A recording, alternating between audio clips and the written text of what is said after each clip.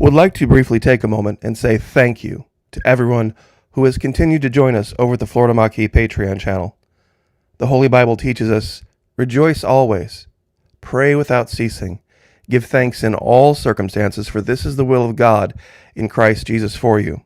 If you'd like to join us over there, it's only $1 per month at the base level, and even less than that if you sign up for an entire year, and no matter what level you choose, it's fully refundable. First 90 days, no questions asked. What's the difference between YouTube and Patreon? At Patreon, we can take the gloves off. There are no censors. We have, of course, the Patreon firewall, and then we also have Vimeo that we're partnering with, and that gives us one extra layer of protection where we can speak our minds and we can take advantage of rights that we used to enjoy in this country freely. Would love to have you over there. There are hundreds of exclusive videos never before seen here on YouTube. Please, if you have the ability, would love to have you over there. You won't regret it. God bless all of you, and thank you so much.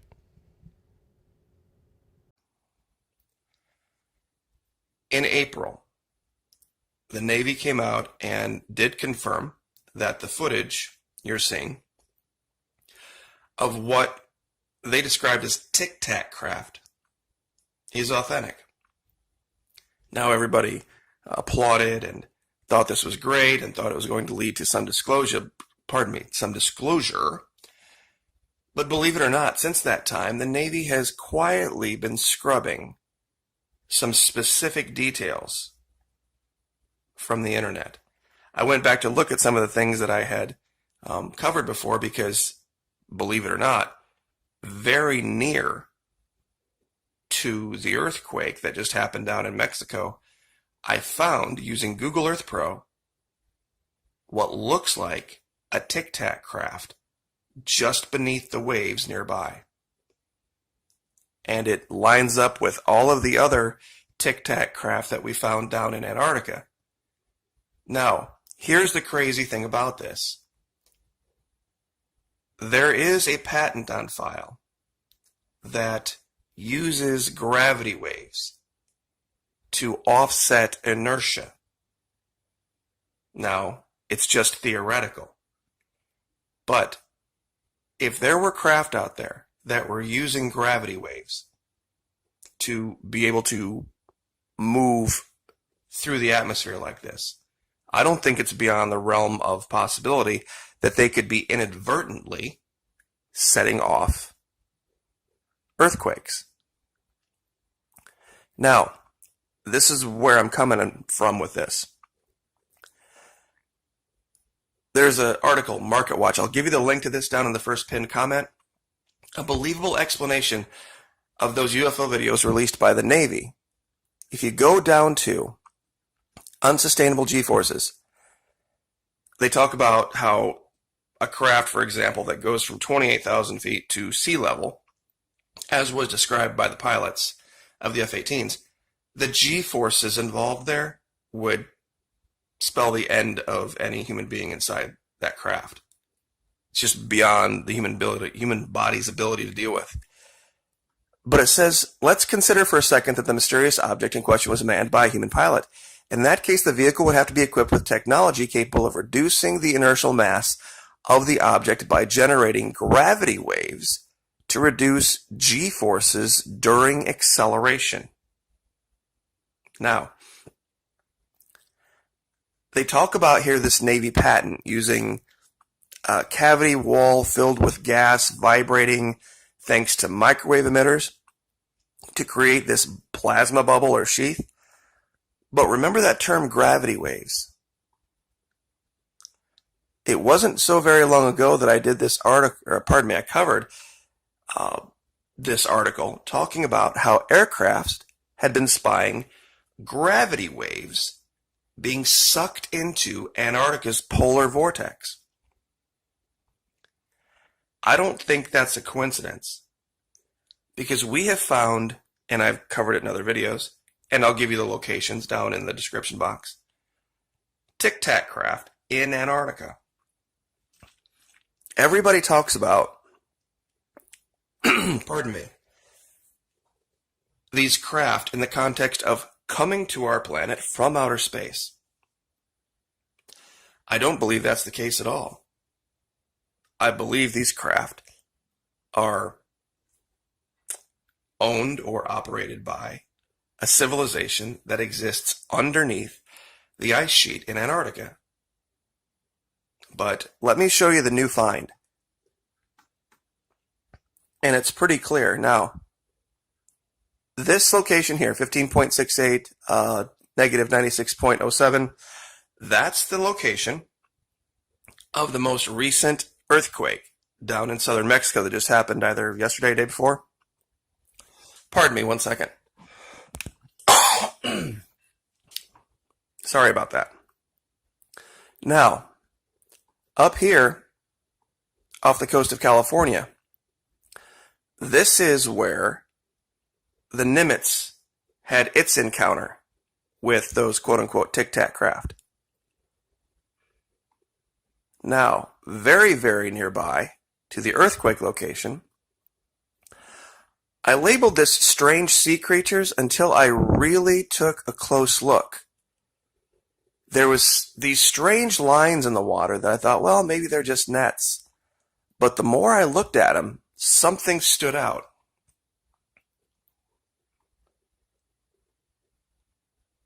Now, let me give you a ballpark on how big this thing is. First of all, it's an oval. It's beneath the waves.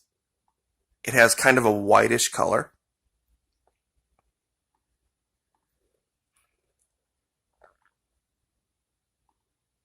And if we measure it, 50 feet long, which is in meters, 15 meters, 15.4 meters. And width-wise, 8.8 meters or 28 feet. Now, this is exactly inside the envelope of what the pilots said they encountered. And this is very, very near to where a very recent earthquake is, or has recently occurred.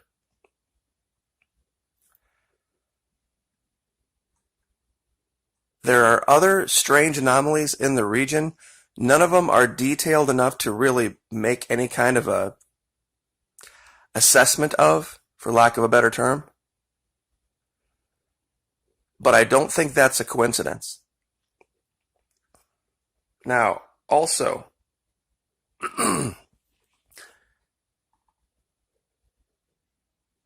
let me show you a couple others. These I have to use historical imagery for. But some of these, believe it or not, like for example this one, is in the 2004 layer of Google Earth Pro. That's a big deal because this is the exact same year that that event happened with the Nimitz.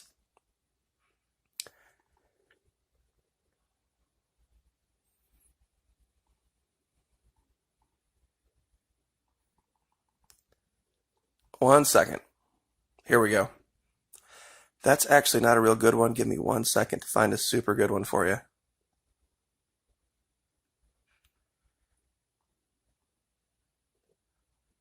Here we go. This one we've covered before. This is off the Bahamas. And strangely enough, there were actually two incidents. One in 2004 and one in 2015. This tic-tac craft appears on Google Earth Pro in 2015. So the last two we've shown, one in 2004, one in 2015, they line up in the same years that the Navy said their pilots saw these things. And in the description, I will give you these locations. But there's one really good one in Antarctica I'm looking for. And this is it.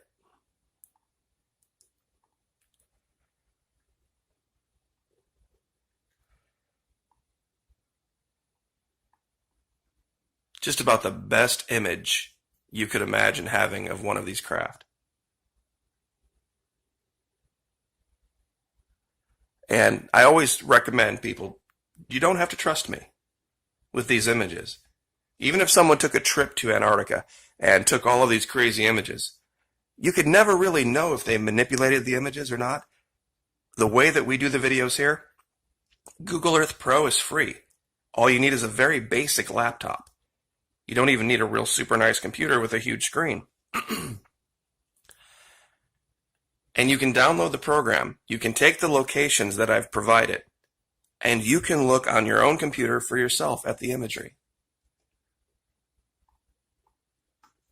Let's see how this one was a little bit bigger than the others, but I think it might have to do with how it's setting. It's 60 feet long, 18 meters, and as far as width, once again, it's a little bit weird, but it's about, I'm going to guess about 6 meters wide, which is about 20 feet. Now, just to get all of the facts straight, believe it or not, the Navy has begun scrubbing information, specific information, that the pilots revealed. The details of the length and how they moved is one of those things. In my video from October 4, 2019, craft USS Nimitz encountered found in Antarctica, 3 unique locations confirm its existence.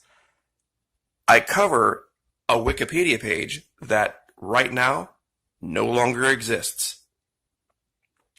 The Navy has scrubbed it. But I just want to read one excerpt from this, of that encounter. When the jet fighters arrived on site, the crew of 4 saw nothing in the air nor on their radar. On Princeton's radar, however, a destroyer that was in the region, it was noticed that the object had now dropped from 28,000 feet to near sea level in about 1 second. As the pilots looked down at the sea, they noticed a turbulent oval area of churning water with foam and frothy waves, the size of a Boeing 737 airplane, with a smoother area of lighter waves were breaking over something just under the surface.